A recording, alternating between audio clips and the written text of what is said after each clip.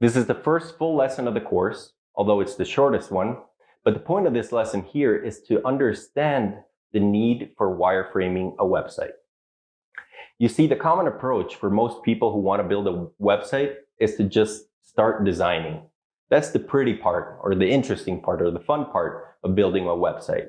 So you go online, perhaps you look at a competitor's website, you look at a major brand that you like their colors, their photos, and you start borrowing stuff from here and there, and you just put a website together that in the end probably looks pretty, but I can guarantee you it's not going to do the job. It won't get your customers to do what it is that you want them to do. And why? Because there's no real thought behind the process of, putting that website together. You're not trying to understand what it is that you offer and how it can help a customer's lives, what their problems are, what they're looking for, what they need to do to be convinced about your product. And so this is why it's super important to understand the need to wireframe a proper website and to spend time to understand this, put this together, and sort of like any plan, you first come up with strategy and then you execute. Otherwise, there's no real direction. All right, so what is a website wireframe?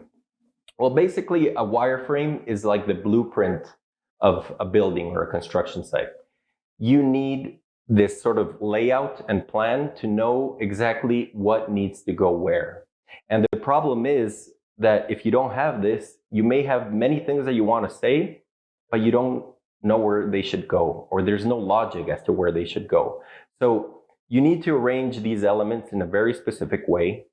And here is where the StoryBrand framework comes into play, because it'll tell you how to do this following the narrative of a good story. All right, so let's look at this photo right here. This is basically a website blueprint. As you can see, the different sections are boxed. You have the images on the left, the text on the right, and basically this is what we're going to be doing in this lesson. All right, we're going to be teaching you what needs to go where without going into much detail on the design parts of it.